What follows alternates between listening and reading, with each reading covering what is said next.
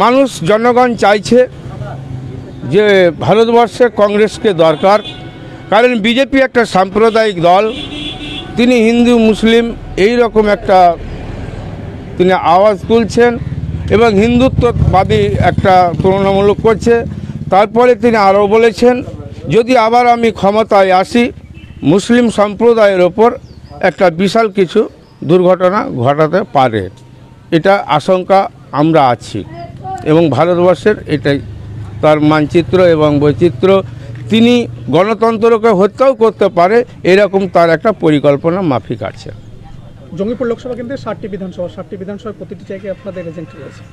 হ্যাঁ, প্রায় আছে। বর্তমান পরিস্থিতি কি রয়েছে? বর্তমান পরিস্থিতি জনগণের রায়।